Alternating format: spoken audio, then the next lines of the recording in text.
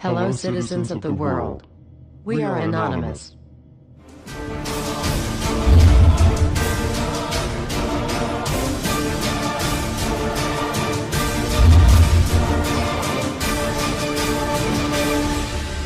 Guess what, world? We are back. Everywhere you look, corruption. We continue to fight pointless wars over lies, and we are killing innocents and letting our children die in wars just to ensure the Federal Reserve can continue their petrodollar scandal. We are sitting idly by while these crooks continue to loan fake money out to us at interest, stealing our homes, and enslaving our children. Let me make this extremely clear to all of you listening. Many corporations, especially the Federal Reserve, used the government to steal $17 trillion from your children. Your children did not have that money. They are now debt slaves. These people have stolen money from your children that are not even born yet, and sold their freedoms. They have enslaved you and many around the world. Wake up, world. And they did all of this by counterfeiting money and loaning it out at an interest. They have stolen hundreds of trillions from people around the world.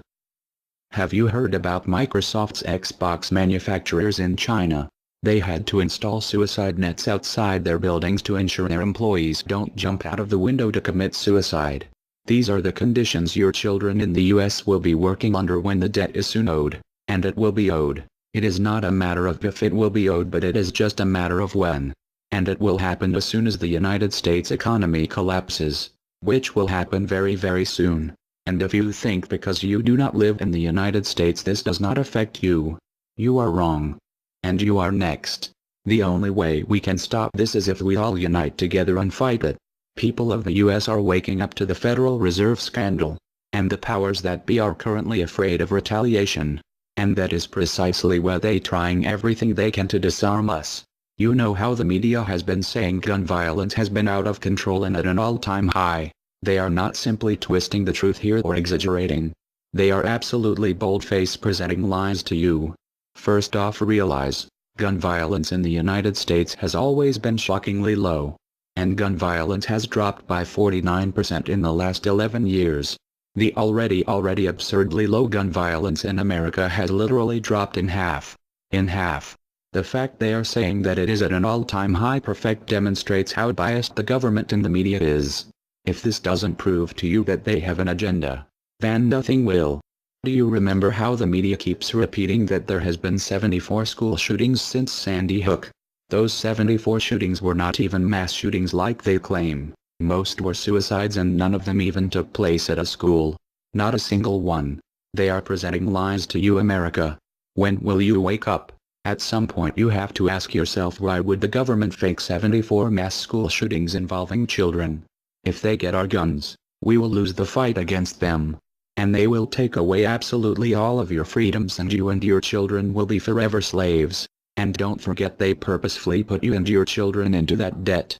And because the Federal Reserve is present in all countries, the other countries of the world are next soon after. This plan is called the New World Order.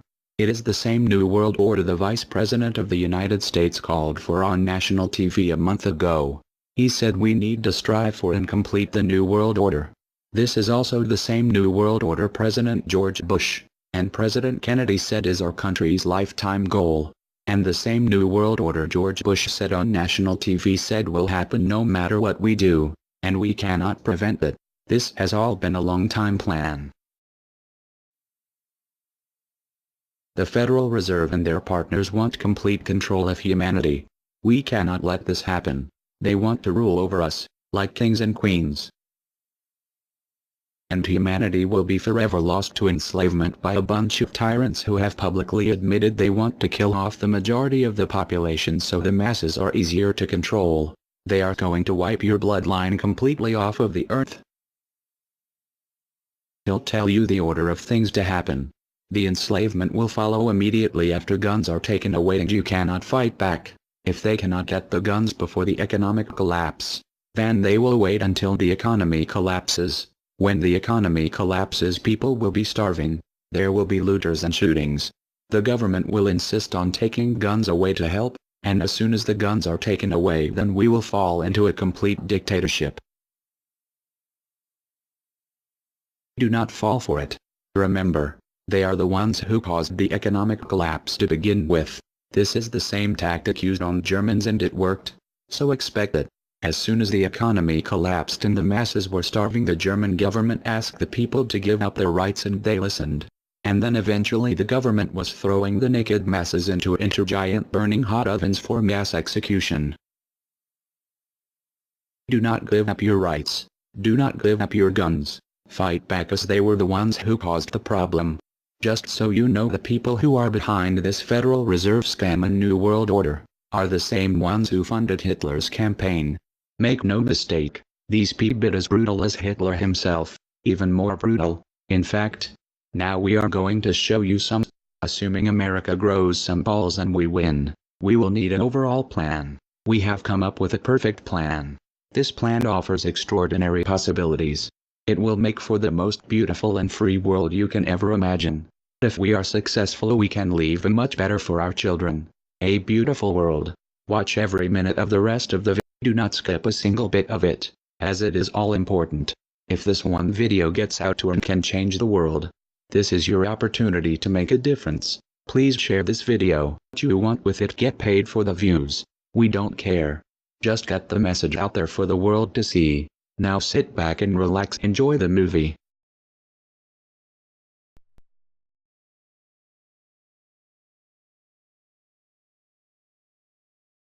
To you? Makes perfect sense. Okay. Anybody else want to throw anything out at us? Sir? I think you're an anarchist and you don't know it yet.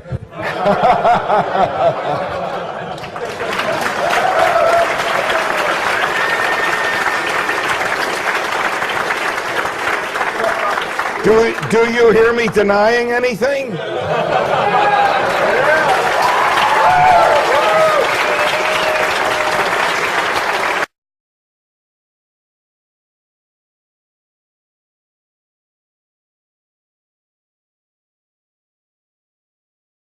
Many people, when they hear the word anarchy, think of chaos and mayhem.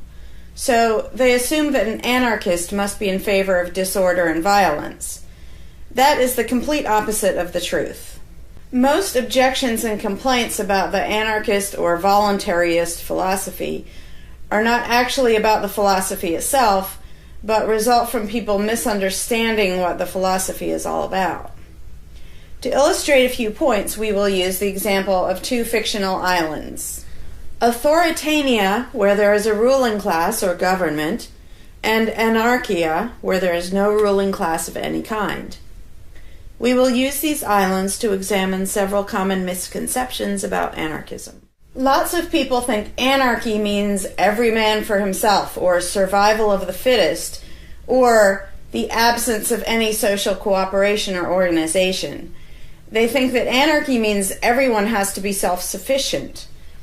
This comes from the false assumption that some kind of government is necessary for any organization to occur. Whether it's part of a republic, a democracy, a kingdom, or a dictatorship, a ruling class issues orders called laws and punishes anyone who disobeys them. That is not cooperation. That's domination. It's one group forcing its will on another. Authoritarianism can be used to force people into organized patterns, but that does not mean that people are incapable of organizing their activities without being forced. The most productive and useful examples of organization that we see today are anarchistic in nature. No one was forced to build the grocery store you go to. No one was forced to produce or sell anything in it. Everyone involved in the vastly complex operation of growing your food, transporting it, displaying it in the store, and selling it to you, everyone involved participates voluntarily, working in exchange for money. You and all the other store customers choose freely which store to go to and what to spend your money on. This purely voluntary arrangement allows for an amazingly complex degree of organized cooperation without anyone being coerced to participate. In contrast, under government, a very small group of people comes up with an idea and forces everyone else to participate in it and provide for its funding with tax dollars. In the authoritarian version of a supermarket, the ruling class would tell people what to produce and how much, what prices to charge, and they would tell customers what they must buy and what they must pay. Anyone who did not comply with the centralized master plan would be punished in some way. That is how government does things. Which one of these would you prefer? Another common but incorrect assumption is that if there were no ruling class or no government, people would have no way of defending themselves against common criminals or foreign invaders. Again, this is simply not true. The government version of protection is inherently hypocritical. Governments will use their hired law enforcers to find and lock up some of the private thugs and thieves and prevent them from preying on people. But every ruling class gets the money for its operations by way of taxation, demanding money from its subjects and punishing those who don't pay up. Oddly, every ruling class insists that it needs to be able to forcibly control and extort money from people in this way in order to protect them from private criminals who might try to forcibly control and extort them. In contrast, if there is no government, people do not lose their inherent right to defend themselves from violence or to defend what they have from those who would take it. Every person has this right, and they also have the right to organize and cooperate with each other to exercise that right. Organizing for mutual defense does not require any government-granted laws or authority. No one wants to be attacked or defrauded, and everyone wants to feel safe. Whether each person takes this on himself or herself individually, or whether they hire and organize others to do it on their behalf, it can be done on a voluntary basis. Those who insist that government is necessary often claim that if there wasn't a government, then smaller private gangs would spring up to enslave and rob people. Organized crime gangs exist along with government, and most people do not understand the dynamics between them and how government enriches and empowers organized crime while appearing to fight it. Black markets enrich organized crime, and money allows them to buy government protection. There's no reason to think they would do as well in an environment of freedom, where they would have fewer ways to make money and would be up against both individual and organized armed citizens. A criminal gang that's recognized as such has far less power than a gang whose aggression is perceived to be legitimate and proper. And that's the gang we call government. When thuggery is called law enforcement, and thievery is called taxation, and self-defense is called crime and terrorism, then even the widespread ownership of firearms can't do much to stop the aggression. Imagine a private gang trying to do the things that government does without the aura of authority, and imagine how a well-armed population would respond to this. The gang would fail quickly and dramatically. Another concern that people have when they first consider the idea of a stateless society is that some people are truly malicious, destructive, and sociopathic. The concern is that these people would be free to do anything they wanted and no one would stop them. But this concern is again based on a basic misunderstanding of human nature. Wherever we have a government ruling class, we still have freelance thieves and thugs who are not deterred by the laws of the politicians. In some instances, they're stopped by force by the police, or they decide not to commit a crime for fear of what the police might do to them. What makes this deterrence work is not the legislation or the official badges, but the simple threat of harm to the sociopath. It really makes no difference whether the threat comes from the police, or another citizen, or even another criminal. A sociopath doesn't care about laws or social rules. He cares about avoiding pain and hardship for himself. This is still true when a government ruling class is not involved at all. If the intended target of a would-be carjacker pulls out a gun, it doesn't make any difference to the carjacker whether that person has a badge or whether there's a law against taking people's cars. Discouraging nasty people from hurting others does not require special authority, only the ability to use defensive force. Ironically, though people hope that government will protect them, having a government, a gang which is believed to have the right to tax and control people, just creates one gang so big and powerful that normal people can't resist it. In short, to create a huge gang and then give it societal permission to control and extort people with the hope that this gang will prevent theft and thuggery is simply a self-contradictory idea, but that's what government always is. Some people might assume that if people organize for mutual protection and defense, then that's what government is. But there's an essential difference. People coming together to do something that everyone has the right to do, such as defend yourself, doesn't require any special authority. It's not government unless one group of people claims the right to do things which others do not have the right to do, such as taxing and controlling innocent people. Organized defense can be very effective without supposing the special right to rule over others. In other words, without being government. In contrast, governments rob the people they rule of far more wealth than private crooks could ever manage, making the idea of a protector government ridiculous. Another common objection to the idea of a stateless society is the notion that, if not for a group of lawmakers telling the rest of us how to behave, we would all behave like stupid, irresponsible, violent animals. This claim implies one of two things. Either we normal people have no idea what is right and wrong unless and until politicians tell us, or the only reason we want to do the right thing and coexist peacefully is because politicians told us to.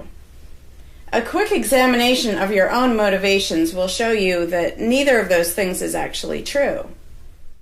It's particularly odd to make this argument in a society where politicians are voted into power. If the people themselves have no moral code and no conscience, and are just stupid, violent animals, why does almost everyone want government to keep the peace and protect the innocent? Would a population of vicious, heartless, evil people try to elect good people to keep the evil people in line? Obviously not. The goodness and the desire for order and peace comes from us, not from the lawmakers we vote into office. The same holds true of everything that government does. If people are so short-sighted and selfish that they can't be trusted to voluntarily organize and raise money for whatever they deem important, then how can those same people be trusted to decide who should be in power? The implication is that the average person can't be trusted to run his own life, but can be trusted to choose someone to run other people's lives. Government is really not a civilizing influence. It's actually an uncivilizing influence. People who would never personally rob their neighbors constantly use the government to do it for them by way of taxation. People who would never dream of trying to control minute details of their neighbors' lives think it's just fine to vote for politicians to do it instead. Government gives everyone the opportunity and encouragement to rob and control other people without risk. So government, rather than serving as a check against the imperfections of our nature, instead drastically amplifies our greed, irresponsibility, and malice towards other human beings by giving us a legally acceptable and risk-free way to interfere with the lives and choices of our fellow men and women. Government brings out the criminal and busybody in everyone. In contrast, in the absence of a ruling class, people would lose their ability to ask lawmakers to interfere with their neighbors' lives. And we would not have law enforcers who could avoid responsibility for evil deeds by claiming that they were just following orders. Throughout history, far more theft, assault, oppression, and even murder has been committed by those acting on behalf of a supposed authority than by anybody else. Even basically good people, when they believe in government, will condone things or do things which they know would be wrong if they did them on their own. Most people know that theft and assault are bad, but they imagine that controlling their neighbors and forcing them to spend their money on things they don't want is perfectly moral and legitimate when it's done by way of the political process. Wrong becomes right when it's called taxation, legislation, regulation, and war. Anarchists know better. They know that human society will never be perfect, but it would be a whole lot better if evil deeds were committed only by genuinely nasty, sociopathic people, rather than being committed wholesale by basically good people who think that violent aggression is okay when it's called law enforcement. The fundamental principle of voluntarism is very simple. It's wrong to initiate violence against any other person, regardless of badges, laws, or alleged authority. The only time the use of force is justified is to defend against aggression. Almost everyone understands this on a personal level, but they've been taught that this basic rule of social living does not apply in the game of politics and government. Most people already know how to get along with others, and most people want a peaceful and just society. Our morality doesn't come from politicians making laws. Our ability to organize and cooperate doesn't come from the ruling class. When people escape the belief in government, they don't suddenly turn into violent animals. Our inherent right to defend ourselves and our ability to defend ourselves is not served by government. In fact, it's threatened by government more than by anything else. Ruling classes do not produce peaceful coexistence, but rather perpetual conflict and violence. Our belief in government authority takes our compassion, virtue, and good intentions and turns them into power for people who crave power and riches. Of course, the people who benefit most from the political racket will put a good spin on the system and do their best to convince people that it's a social necessity. But ask yourself this: have the thousands of laws, regulations, and taxes imposed on you by politicians made you a better person? Have they made you more productive or more caring? Is the world better off with the politicians taking your money and telling you how to live your life? Or do you think it might have been better off if you'd been allowed to spend your own money and make your own decisions? Is society really best served by a small class of people forcefully imposing a centralized master plan on everyone else? Can the orders and threats of a ruling class make the world what it should be? Or would society be better served by human freedom and respect for individual rights, by voluntary cooperation and peaceful organization? If this second option sounds better to you, maybe you should learn more about anarchism. Some people dismiss anarchism as a utopian idea that would only work if everyone were generous and compassionate. Obviously, everyone is not generous and compassionate all the time. But these people need to look at the other side of the coin. If people are too stupid, greedy, and malicious to be free, aren't they too stupid, greedy, and malicious to be trusted with power over others? Whether people are inherently good, bad, or some of each, giving a person power over others is not going to make that person better. In fact, power has historically been known to corrupt people and make them worse, whereas the discipline imposed by the equal freedom of everyone else brings out the best in human nature. Most people today think that we need some form of government because they mistakenly believe that obedience to authority makes us all more civilized, moral, and peaceful. In reality, it has always done exactly the opposite. Everyone knows that governments can be corrupt, abusive, inefficient, counterproductive, even tyrannical. But most people assume that the way to fix that is to get the right people into power. People have spent centuries trying to create a good society using different kinds of ruling classes, different legal structures, different ways of choosing the rulers, and so on. But every governmental construction has resulted in freedom and riches for some, and oppression, violence, and poverty for others. What if, instead of deciding what the throne should look like and who should sit on it, all people of goodwill embraced the non-aggression principle? What if, instead of looking to a ruling class to impose our values on society, we embraced the concept of self-ownership? These principles are simple and easy, to the point of being self-evident, but they're diametrically opposed to the authoritarian principles that most of us have been indoctrinated with. Anarchism does not mean chaos and violence, or every man for himself. Having no government does not mean having no morality, no organization, and no cooperation. Simply put, anarchism does mean that no one is your master and no one is your slave. And that's all it means. Howdy, Larkin Rose here. I'm feeling slightly less than entirely patient and polite today, so if this video gets slightly caustic, too bad.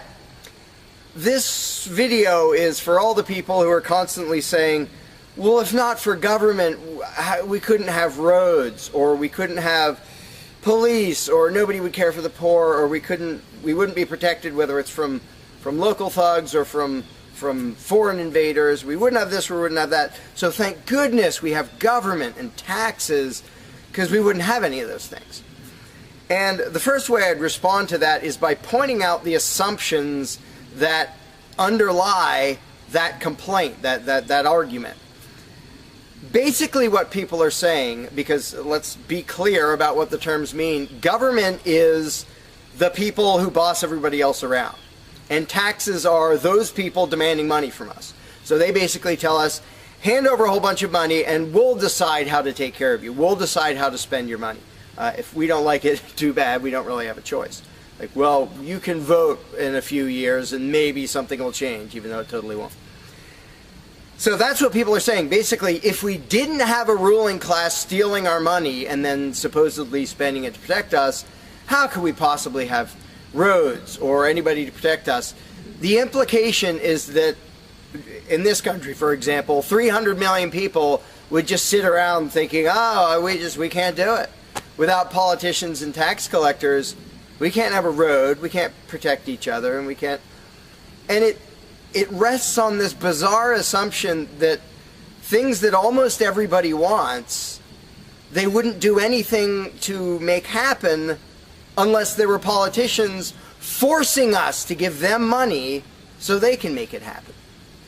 And so an example I like to use is, let's apply the same argument to food, because food is pretty darn important. I think everybody can agree. Let's apply the same argument that statists use about the roads or caring for the poor or protection or anything like that. The argument would go like this. Now, in the context of food, listen how idiotic this is.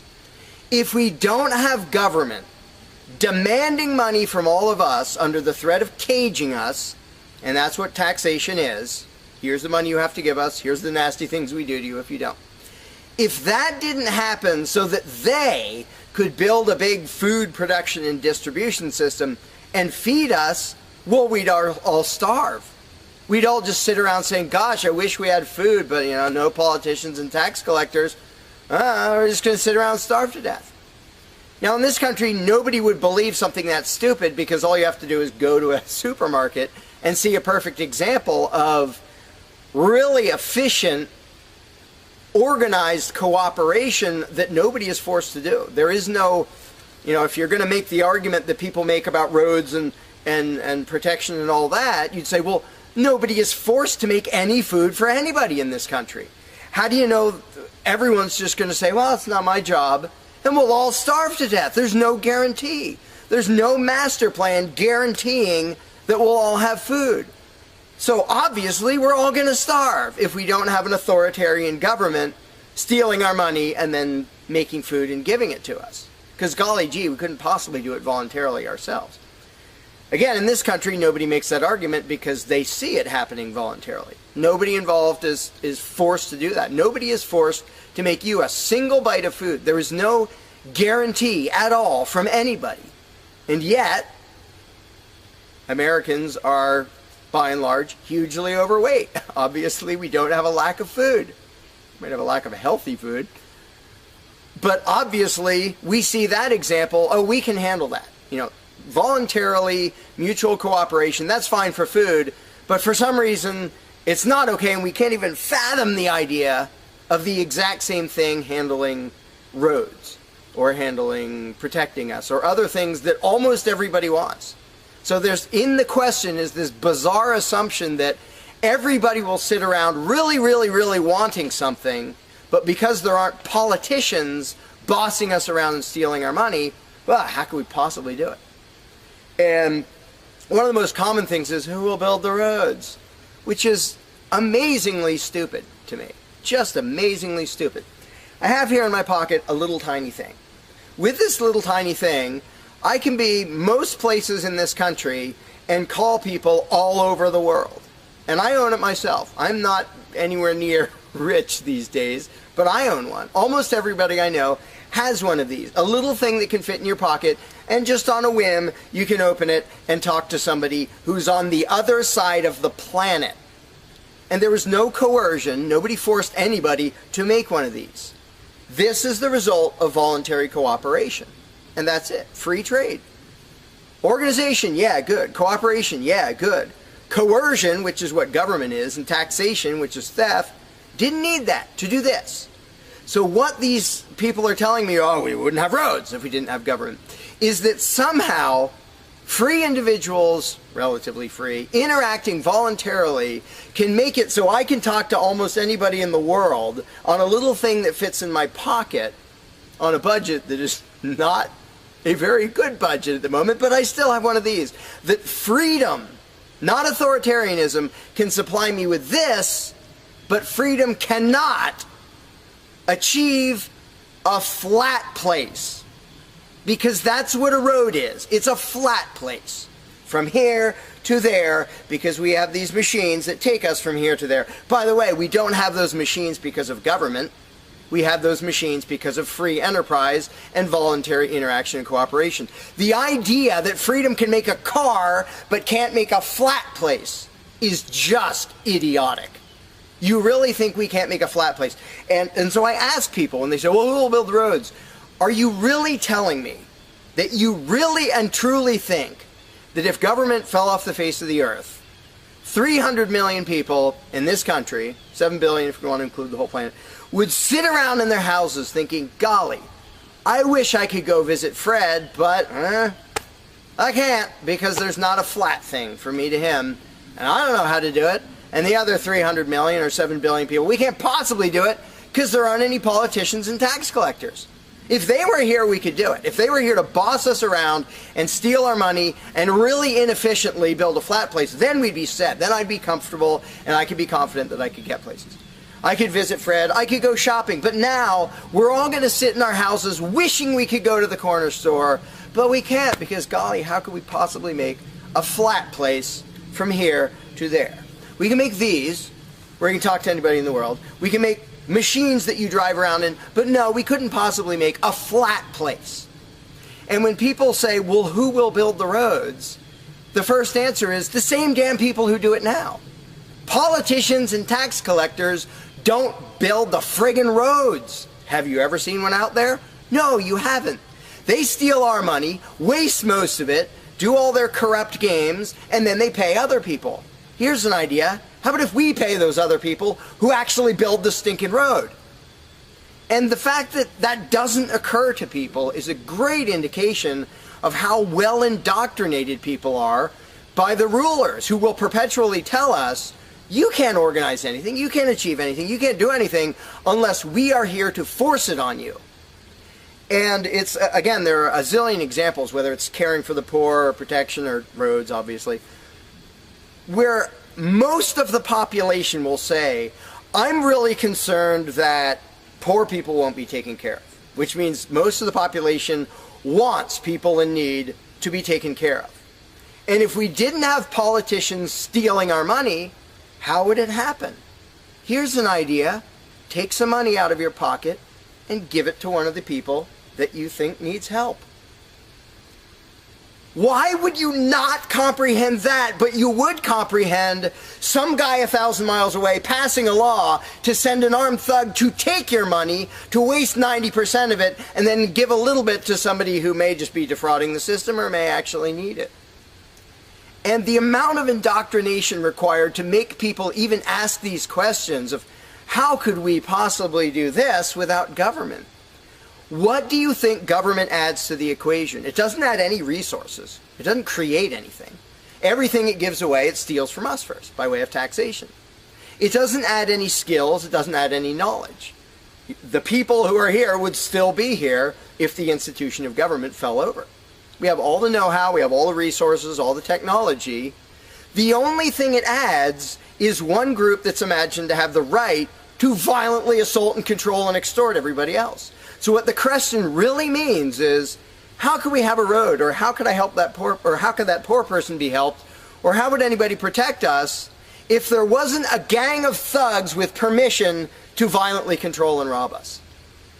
And when you recognize that that is literally what the question means, you already see how utterly idiotic it is. And it's completely the result of authoritarian statist indoctrination. Nobody would come up with that on their own.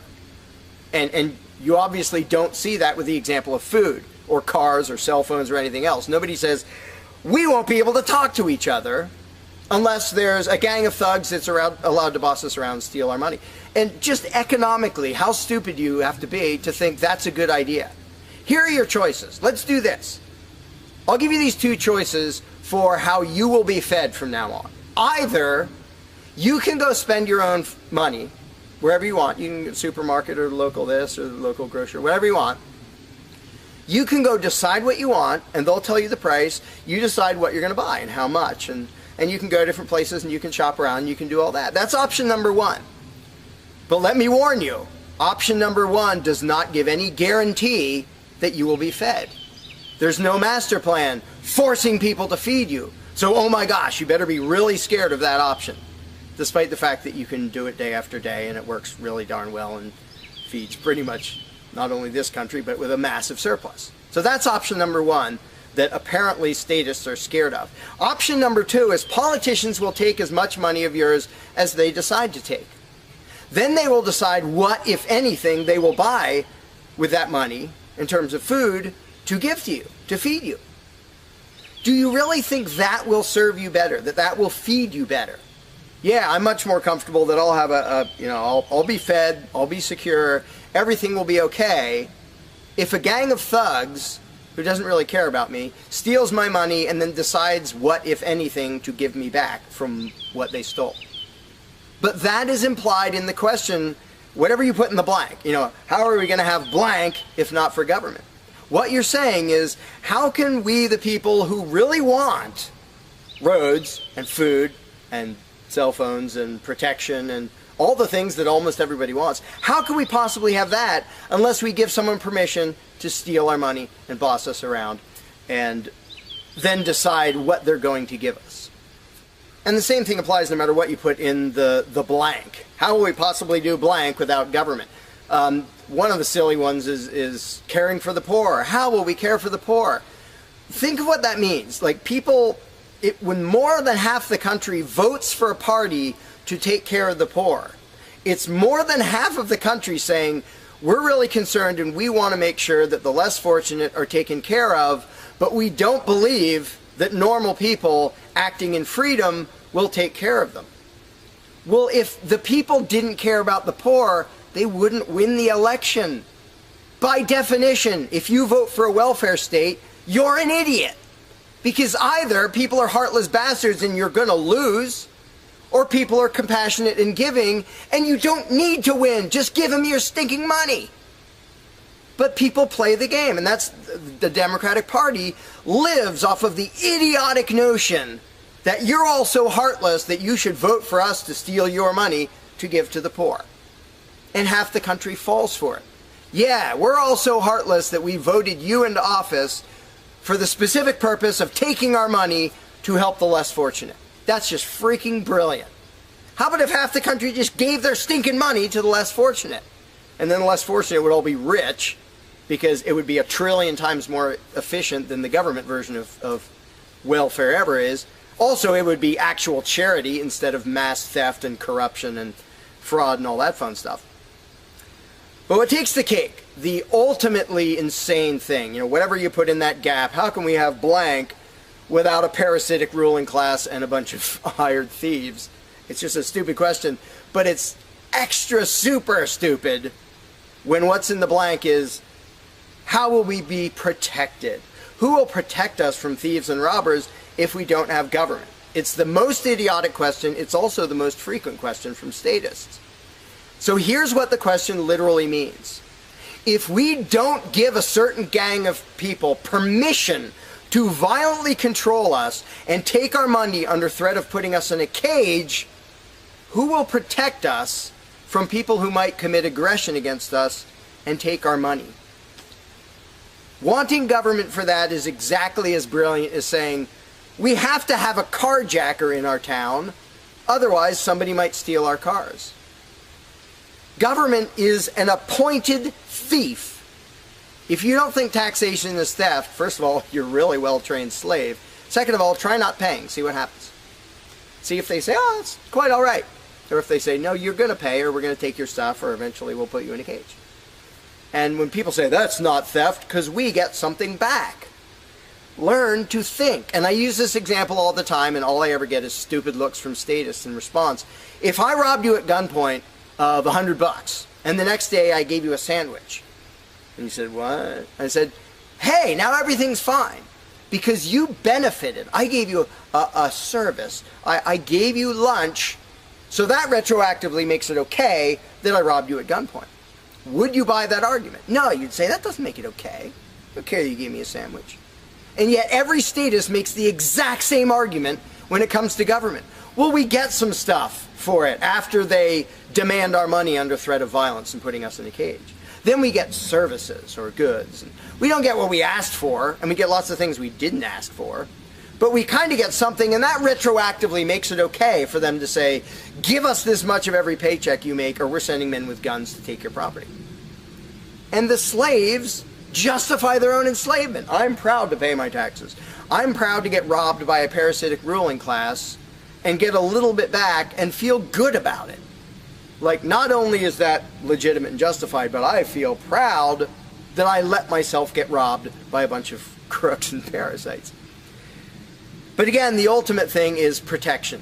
When people say, who will protect us from aggressors and thugs and thieves if we don't have a government? Even though what government is, by its very nature, is a gang of aggressors and thugs and thieves. They issue commands. Every law they pass is a command backed by a threat of violence. You have to do this, you're not allowed to do that. Here are the nasty things we will do to you if you get caught disobeying. I mean, everybody knows that, even though they don't usually say it in terms that blunt and honest and accurate. But to say we need taxes to be protected is as stupid as you can get. It's saying we need theft to avoid theft. And the fact that people are trained to use different words so that this theft sounds okay. It's legalized, it's taxation, and we voted for the people who robbed us. Like, we got to elect our local carjacker, and that means he represents us when he demands our car and points a gun in our face. He's serving us as he steals our car, because he's going to use that car and sell it and make money to make sure nobody else steals our car. That is the essence of government. And the fact that you have hundreds of millions of victims of that scam vehemently defending it and saying, I'm not going to give that up. I don't want to give up government. Who would protect us? I don't want to give up the biggest aggressor on the planet, the biggest thief on the planet. Look at your tax bill and see how much private crooks steal from you. So before you ask that question, before you ask, how could we possibly have roads or protection or water or air or Christmas or Santa Claus or any of the zillion things that statists imagine we can't possibly have without a ruling class. Think about what the question actually means. Because when you get to the point where you understand the implications of your own question, asking, how can we possibly have this without a parasitic gang of thugs robbing us? When you actually understand what you're really asking, you won't ask the question because you will realize it's completely freaking idiotic.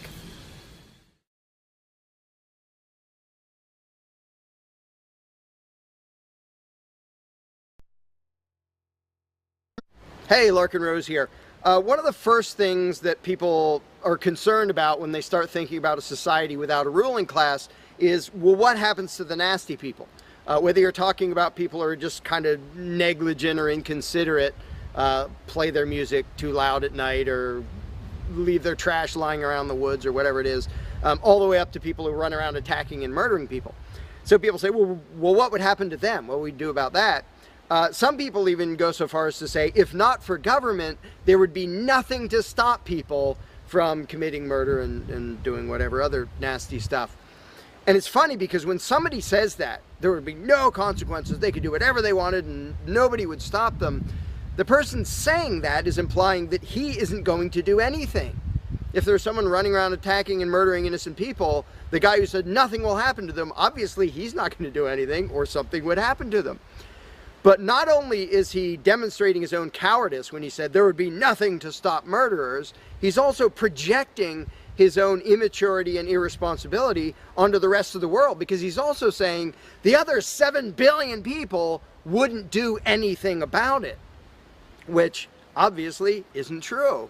I would, wouldn't you? If somebody was running around murdering your neighbors, would you just go, well, there aren't politicians and there's nobody with a badge and we don't have tax collectors and bureaucrats, so oh well, I guess they're just out of luck, they're going to get murdered. And would you not even protect yourself if there wasn't government? Obviously, lots and lots of people, all the sane people, would do whatever they could to protect themselves and defend the innocent.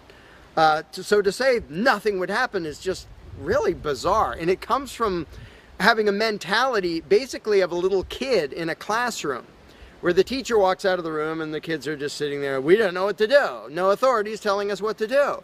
And Johnny's throwing things at me. And there's no teacher to stop him. Ah!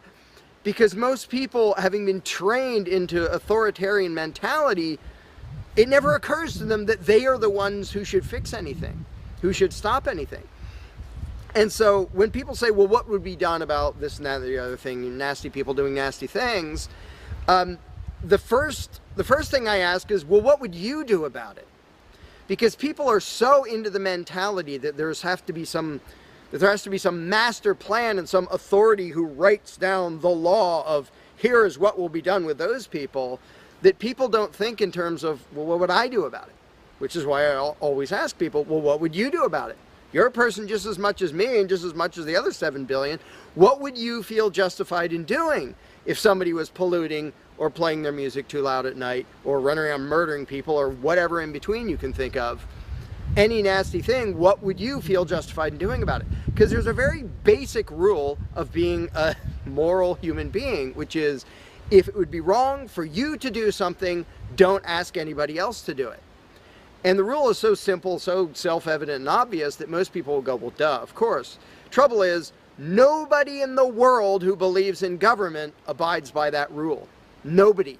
I don't care if you're a constitutionalist, Democrat, Republican, fascist, communist, anything, any kind of statist. There is nobody who believes in government who abides by the most basic rule of morality, which is if it's wrong for you to do something, don't ask somebody else to do it. Because every single candidate, every party, every government always does things that the voters know they themselves have no right to do. And to say something like, well, I'm voting for the guy who's going to tax you less. Well, do you have the right to rob me a little bit less than the other guy? No, you don't. So telling me that, well, somebody was going to rob you more, but I voted for the guy to rob you a little bit less, you are still violating the basic rule of being a human being. If it's wrong for you, don't ask somebody else to do it. Well, that's kind of the second basic rule, the first one being the non-aggression principle. And they actually go together quite well. But when people are in the mindset that there's going to be some major centralized plan to deal with whatever, polluters or people who play their music too loud or murderers or whatever else, they have to get out of that mindset. They have to start to think that maybe they are among the people who have to do something about it. So instead of saying, what will be done about such and such, well, what will you do about it? What should I do about it? And this doesn't magically make all the problems go away, but the actual practical challenge of dealing with most disputes is trivial compared to the challenge of getting people to think like responsible adults, where they start to think, well, maybe it's up to me.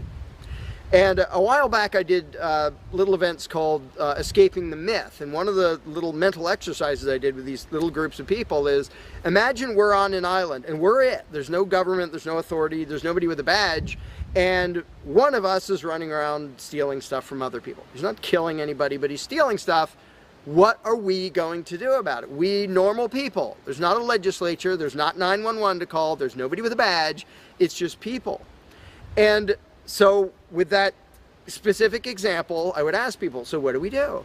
And just off the top of their heads, everybody comes up with solutions that are way better than what government ever does.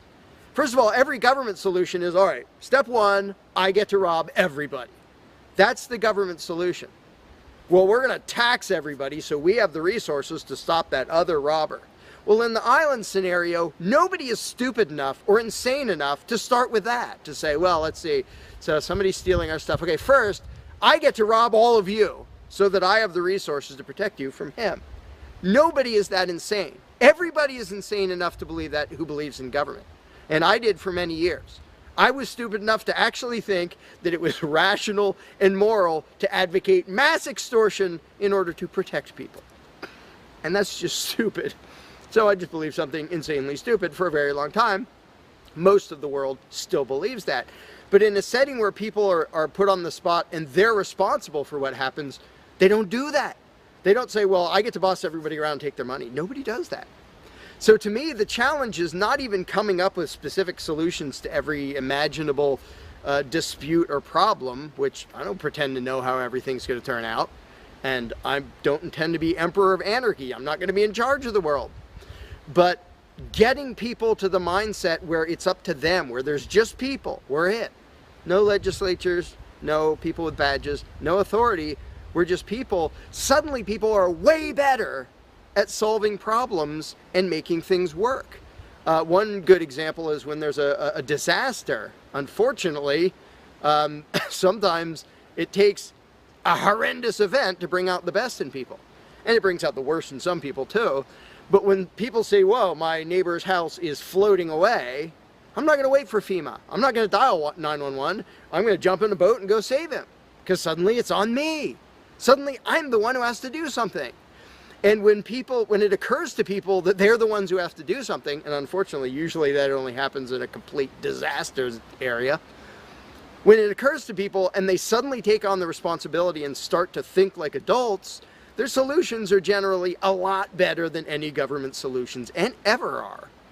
But to get to that mentality, people have to shift from the authoritarian mindset to the mindset of a self-owning individual who realizes there is nothing above me. There is no magic unicorn who's going to come to save the day, who's going to come save me from polluters or somebody playing their music too loud or murderers or whatever it is. It's just us.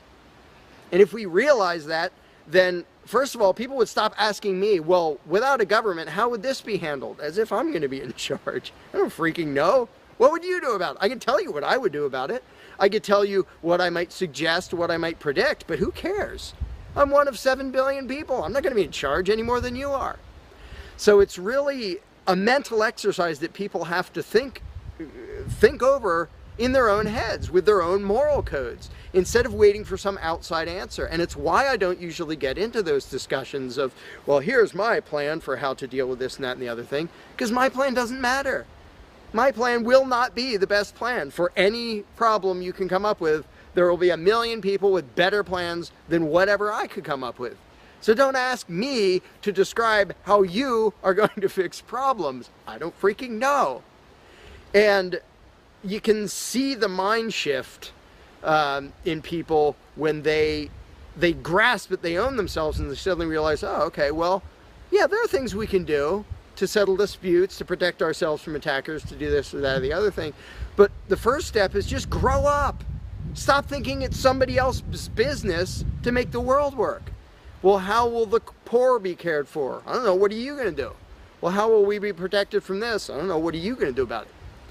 And it is inconvenient. It's inconvenient to be a free person where you can't just be a kid in a classroom whining to the teacher to save the day and fix everything and make everything work, where you actually have to be a responsible adult. And that's one of the main reasons why people like the belief in authority, because then they can live with the lie that all they have to do is obey and do as they're told and everything will be okay. First of all, no, it won't be okay. Second of all, you're not even being a human being.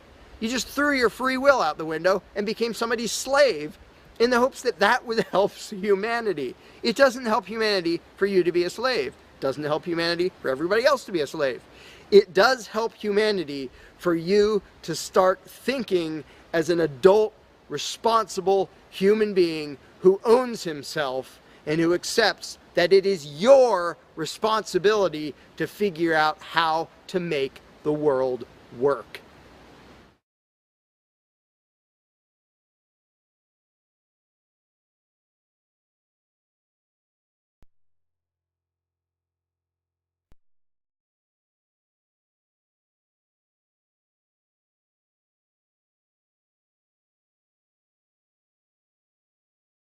You cannot begin to imagine in how many ways the world is the opposite of what you have been taught to believe. You see the guy who sells drugs to willing customers so he can feed his family as the scum of the earth, while you see the hypocrite who gives away stolen money in the name of government as a saint. You see the guy who tries to avoid being robbed by the federal thugs as a crook and a tax cheat, but see as virtuous the politician who gives away the same stolen loot to people to whom it does not belong. You see the cop as a good guy when he drags a man away from his friends and family and throws him in prison for 10 years for smoking a leaf. And you see anyone who defends himself from such barbaric fascism as the lowest form of life, a cop killer. In reality, most drug dealers are more virtuous than any government social worker, and prostitutes have far less to be ashamed of than political whores, because they trade only with what is rightfully theirs, and only with those who want to trade with them. The upstanding, church-going, law-abiding, tax-paying citizen who votes Democrat or Republican is far more despicable and a bigger threat to humanity than the most promiscuous, lazy, drug-snorting hippie. Why? Because the hippie is willing to let others be free, and the voter is not. The damage done to society by bad habits and loose morality is nothing compared to the damage done to society by the self-righteous violence committed in the name of the state. You imagine yourselves to be charitable and tolerant when you are nothing of the sort. Even the Nazis had table manners and proper etiquette when they weren't killing people. You think you're good people because you say please and thank you? You think sitting in that big building on Sunday makes you noble and righteous? The difference between you and a common thief is that the thief has the honesty to commit the crime himself, while you whine for government to do your stealing for you. The difference between you and the street thug is that the thug is open about the violence he commits, while you let others forcibly control your neighbors on your behalf. You advocate theft, harassment, assault, and even murder, but accept no responsibility for doing so. You old folks want the government to steal from your kids so you can get your monthly check. You parents want all your neighbors to be robbed to pay for your kids' schooling. You all vote for whichever crook promises to steal money from other people to pay for what you want. You demand that those people who engage in behaviors you don't approve of be dragged off and locked up, but feel no guilt for the countless lives your whims have destroyed. You even call the government thugs your representatives, and yet you never take responsibility for the evil they commit. You proudly support the troops as they kill whomever the liars in D.C. tell them to kill, and you feel good about it. You call yourselves Christians or Jews or claim to follow some other religion, but the truth is what you call your religion is empty window dressing. What you truly worship, the God you really bow to, what you really believe in is the state. Thou shalt not steal, thou shalt not murder, unless you can do it by way of government. Then it's just fine, isn't it? If you call it taxation and war, it stops being a sin, right? After all, it was only your God that said you shouldn't steal and murder, but the state said it was okay. It's pretty obvious which one outranks the other in your minds. Despite all the churches, synagogues, and mosques we see around us, this nation has one God and only one God, and that God is called government. Jesus taught nonviolence and told you to love your neighbor, but the state encourages you to vote for people who will use the violence of government to butt into every aspect of everyone else's life. Which do you believe? To those about to stone a woman who had committed adultery, Jesus said, "Let him who is without sin cast the first stone." But the state says it's perfectly fine to lock someone up if they do something you find distasteful, such as prostitution. Which do you believe? The Christian God says, "Thou shalt not covet," but coveting is the lifeblood of the beast that is the state. You are taught to resent, despise, and hate anyone who has anything you don't have. You clamor for the state to tear other people down, steal their property, and give it to you. And you call that fairness. The Bible calls it coveting and stealing. You are not Christians. You are not Jews. You are not Muslims. And you certainly aren't atheists. You all have the same God, and its name is government. You're all members of the most evil, insane, destructive cult in history. If there ever was a devil, the state is it, and you worship it with all your heart and soul. You pray to it to solve every problem, to satisfy all your needs, to smite your enemies, and to shower its blessings upon you. You worship what Nietzsche called the coldest of all cold monsters, and you hate those of us who don't. To you, the greatest sin is disobeying your God, breaking the law, you call it, as if anyone could possibly have any moral obligation to obey the arbitrary commands and demands of the corrupt, lying, delusional megalomaniacs who infest this despicable town. Even your ministers, priests, and rabbis, more often than not, are traitors to their own religions, teaching that the commands of human authority should supersede adherence to the laws of the gods they say they believe in. Several years ago, I heard one pompous evangelical jackass in particular pontificating on the radio that anyone who disobeys the civil authority, be it a king or any other government, is engaging in rebellion against God. Those were the exact words he used. What if the government is doing something wrong? Well, this salesman for Satan opined, that is the business of those in government, and you are still obligated to obey. Everywhere you turn, be it the state or the church, the media or the schools, you are taught one thing above all else, the virtue of subjugating yourselves to mortals who claim to have the right to rule you. It is sickening the reverence with which you speak of the liars and thieves whose feet are so firmly planted on your necks. You call the congressmen and the judges honorable, and you swoon at the magnificence of the grandiose halls they inhabit, the temples they built to celebrate the domination of mankind. You feel pride at being able to say you once shook a senator's hand or saw the president in person. Ah, yes, the grand deity himself, His Royal Highness, the President of the United States of America. You speak the title as if you're referring to God Almighty. The vocabulary has changed a bit, but your mindset is no different from that of the groveling peasants of old who bowed low, faces in the dirt, with a feeling of unworthiness and humility when in the presence of whatever narcissist had declared himself to be their rightful lord and master. The truth of the matter, back then and today, is that these parasites who call themselves leaders are not superior beings. They are not great men and women. They are not honorable. They're not even average. The people who earn an honest living, from sophisticated millionaire entrepreneurs to illiterate day laborers doing the most menial tasks you can imagine, Those people deserve your respect. Those people you should treat with courtesy and civility.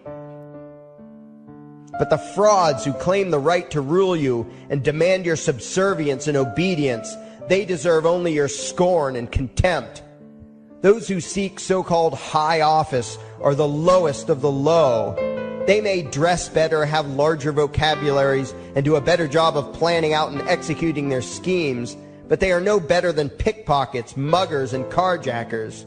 In fact, they are worse, because they don't want to rob you of just your possessions. They want to rob you of your very humanity, deprive you of your free will, by slowly leeching away your ability to think, to judge, to act, reducing you to slaves in both body and mind.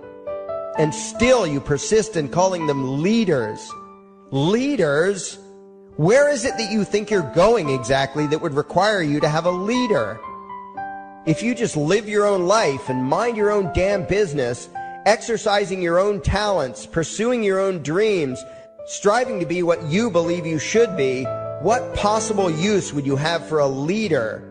Do you ever actually think about the words that you hear, the words that you repeat? You parrot oxymoronic terms such as the leader of the free world, even pretending for a moment that there is some huge journey or some giant battle that everyone in the entire nation is undertaking together that would require a leader.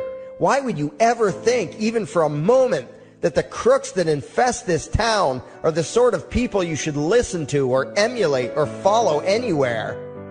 Somewhere inside your mostly dormant brains, you know full well that politicians are all corrupt liars and thieves, opportunistic con men, exploiters, and fearmongers. You know all this, and yet you still speak as if you are the ones who are the stupid, vicious animals, while the politicians are the great, wise role models, teachers, and leaders without whom civilization could not exist. You think these crooks are the ones who make civilization possible? What belief could be more absurd? Yet when they do their pseudo-religious rituals, deciding how to control you this week, you still call it law, and continue to treat their arbitrary demands as if they were moral decrees from the gods that no decent person would ever consider disobeying. You have become so thoroughly indoctrinated into the cult of state worship that you are truly shocked when the occasional sane person states the bleeding obvious. The mere fact that the political crooks wrote something down and declared their threats to be law does not mean that any human being anywhere has the slightest moral obligation to obey. Every moment of every day, in every location and every situation, you have a moral obligation to do what you deem to be right, not what some delusional bloated windbag says is legal. And that requires you to first determine right and wrong for yourself, a responsibility you spend much time and effort trying to dodge. You proclaim how proud you are to be law-abiding citizens and express your utter contempt for anyone who considers himself above your so-called laws, laws that are nothing more than the selfish whims of tyrants and thieves. The word crime once meant an act harmful to another person. Now it means disobedience to any one of the myriad of arbitrary commands coming from a parasitical criminal class. To you, the term crime is nearly synonymous with the word sin, implying that the ones whose commands are being disobeyed must be something akin to gods, when in truth they are more akin to leeches. The very phrase, taking the law into your own hands, perfectly expresses what a sacrilege it is in your eyes for a mere human being to take upon himself the responsibility to judge right from wrong and to act accordingly, instead of doing what you do, unthinkingly obeying whatever capricious commands this cesspool of maggots spews forth. You glorify this criminal class as lawmakers and believe that no one is lower than a lawbreaker, someone who would dare disobey the politicians. Likewise, you speak with pious reverence of law enforcers, those who forcibly impose the politicians' every whim upon the rest of us. When the state uses violence, you imagine it to be inherently righteous and just, and if anyone resists, they are, in your eyes, contemptible lowlifes, lawless terrorist criminals. Like the lawless terrorist criminals who helped slaves escape the plantations. Like the lawless terrorist criminals who helped Jews escape the killing machine of the Third Reich. Like the lawless terrorist criminals who were crushed to death under the tanks of the Red Chinese government in Tiananmen Square.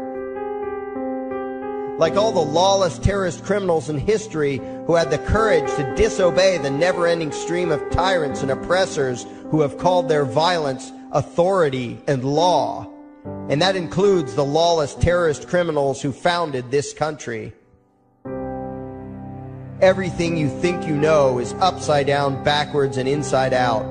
But what has to take the cake, the height of your insanity, is the fact that you view as violent terrorists the only people on the planet who oppose the initiation of violence against their fellow men. Anarchists, voluntarists, and libertarians. We use violence only to defend ourselves against someone who initiates violence against us. We use it for nothing else. Meanwhile, your belief system is completely schizophrenic and self-contradictory. On the one hand, you teach the young slaves that violence is never the answer. Yet out of the other side of your mouths, you advocate that everyone and everything, everywhere and at all times be controlled, monitored, taxed, and regulated through the force of government. In short, you are teaching your children that the masters may use violence whenever they please, but the slave should never resist. You indoctrinate your children into a life of unthinking, helpless subservience. You are putting the chains around their little necks and fastening the locks tight. And worst of all, you feel good about it. Out of one side of your mouths, you condemn the evils of fascism and socialism and lament the injustices of the regimes of Hitler, Stalin, and Mao. While out of the other side of your mouths, you preach exactly what they did. The worship of the collective, the subjugation of every individual to that evil insanity that wears the deceptive label, the common good. You babble on and on about diversity and open-mindedness, and then beg your masters to regulate and control every aspect of everyone's lives, creating a giant herd of unthinking conformist drones. You wear different clothes and have different hairstyles, and you think that makes you different. Yet all your minds are enslaved to the same club of masters and controllers.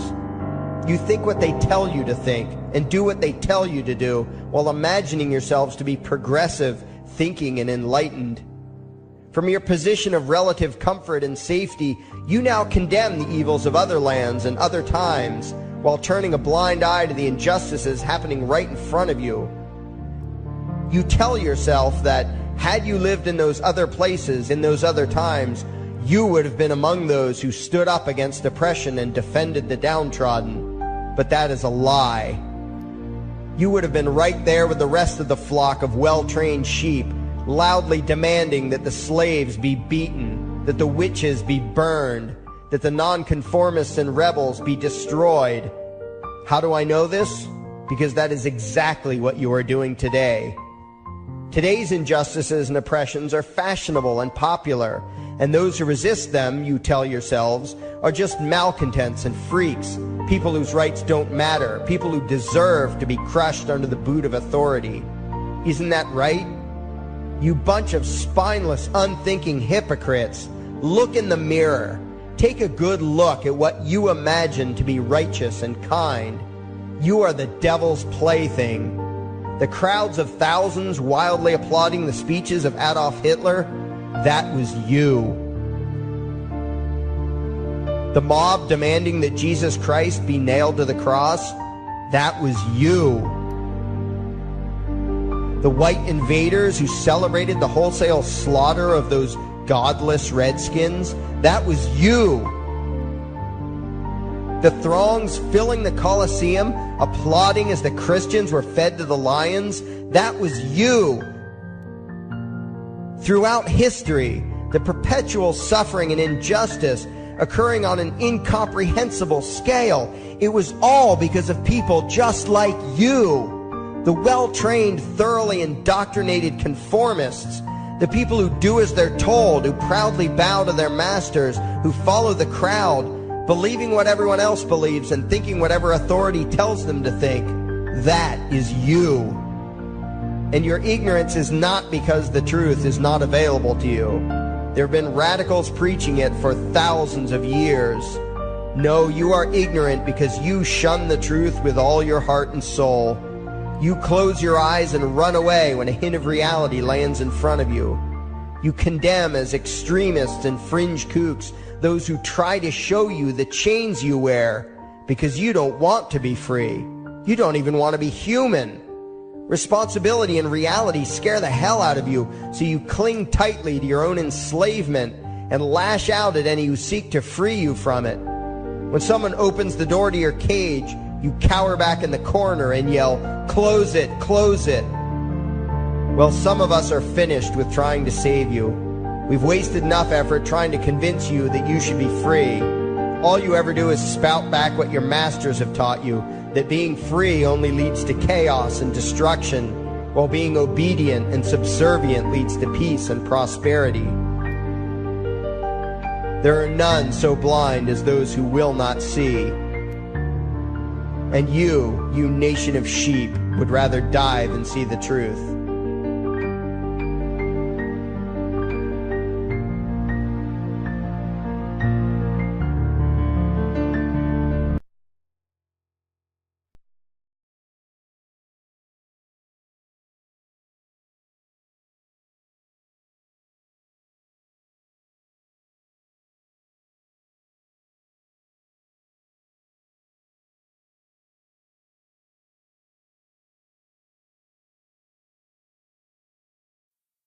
There is something I need you to do. Favorite, like and share this video. Now that you have done that, go to your browser add-ons, download YouTube Video Downloader, come back to this video and save the video to your computer and upload it your YouTube channel. Use a different title than the one used for this video. We now have a new YouTube channel. It is called Anarchy World. It's all one word. Subscribe to us. And the videos used in this video were by Larkin Rose, also one word. Look for his channel and subscribe to him as well. Thank you. And by the way, these are the people responsible.